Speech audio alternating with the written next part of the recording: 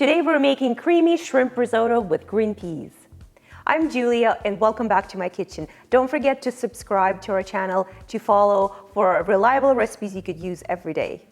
Any type of risotto is the definition of comfort food for me. Whenever I'm at an Italian restaurant, the first thing I do is check out their risotto section because I always want to try a new kind. I think everyone will agree that risottos are comfort food, but people will also agree that they're a little bit labor intensive because they're always associated with a lot of stirring to create that creamy texture. But truth is, you don't actually need to stir that much. I think it's just bad rep. Let me show you what I do. Although the technique matters, what matters even more is the type of rice you're going to choose. What I have here is called carnaroli rice, or you can get arborio rice. They are designed for risotto. That's what they are what gives this dish a very creamy texture because they release a lot of starch. Another thing that's a myth, and that's what people often say about risotto, that it needs to be absolutely loaded with cheese for it to have any flavor. And that's not actually true. What gives risotto flavor, or what gives rice flavor, is a combination of a little bit of cheese and a little bit of acidity. So I'm using white wine. But if you don't like using wine, you can use a little bit of white wine vinegar. Just like wine adds acidity and brings balance to a kind of bland, rich risotto dish, so does the tomato. So I'm using fresh tomato that I'm going to grate and incorporate into my risotto. So it's gonna have this beautiful pinkish color. Finally, chop up your shallots and put them aside while you heat up a tablespoon of olive oil in the frying pan. The heat should be low so the shallots don't burn. Add them in and let them cook for 5 to 7 minutes until they look translucent. So we just cooked the onions, or in our case shallots actually, for a couple of minutes until they're slightly softened. We don't want to color them, so we're cooking them over low heat. And now I'm adding the rice. And I'm going to stir until all rice is coated in oil. So every grain is coated. So we're gonna do this for a couple of minutes. So now I'm going to add white wine. You want...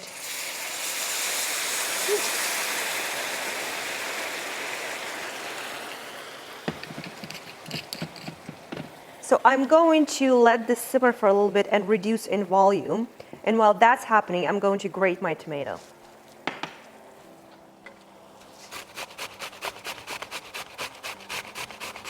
If you don't want to do this, you can obviously use canned tomatoes, just a very small amount. We don't want to overpower the risotto with the tomato flavor.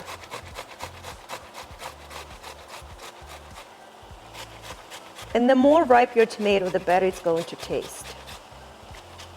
Wine is reduced in volume. You can barely see it. So we're ready to start adding our stock.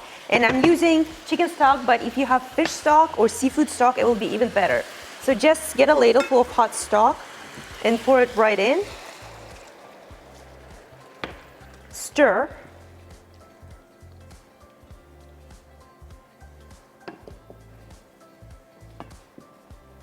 Just literally for 10-20 seconds and let it simmer. You don't need to keep stirring. Just stir after each addition of the stock. So I'm not sure if you've noticed, I haven't added any salt to my risotto yet. Stocks usually have quite a lot of salt added to them. So I don't want to add salt from the beginning because I don't know how salty the stock is going to make my risotto. So I'm kind of waiting a little bit. And then I'm going to taste and adjust the seasoning. You already can see that it's become very, very creamy. Okay, so our stock is reduced in volume. I'm going to add my grated tomato together with the juices and everything that is there. Once again, stir and let it cook. Basically, every time you see that your stock has gone down, it's time to add another ladleful. It's really not, I don't know, strict science. Just keep adding until all of your liquid is gone. I just also wanted to mention why the stock should be hot and why every recipe specifies add hot stock is because every time you add something cold to the dish, the temperature in the pan drops and we want to maintain the temperature. So every time you add hot stock, it continues cooking and creates this creamy consistency. So not, I don't know, super important, but quite important. So our rice is really close to being done. You can see that it's really white, which means that it's still not cooked all the way through in the middle. And we only have about 1 ladleful left of the stock. So this is the time when we're going to add our shrimp and peas and the rest of the stock. So let's see. I'm adding my shrimp directly to the pot. My stock. And green peas. They could be frozen. You can add them frozen. And then I'm going to stir and let this cook for about 5 to 7 minutes. All right, so we are now at the point where the rice is cooked, the shrimp, they're all perfectly cooked. So now we're going to add our Parmesan cheese. And I just grated the cheese while I was waiting for everything to be done. I always add freshly grated Parmesan cheese. It just adds so much more flavor than the pre-grated stuff you can buy in supermarkets. There you go. And stir it carefully. So remember how I said that I didn't salt my risotto until the end because I wanted to know how much salt I needed based on the stock and Parmesan cheese because they both have salt. So let me taste it now and then we'll figure out how much salt.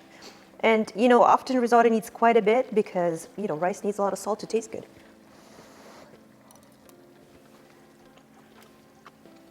All right, so let's do this.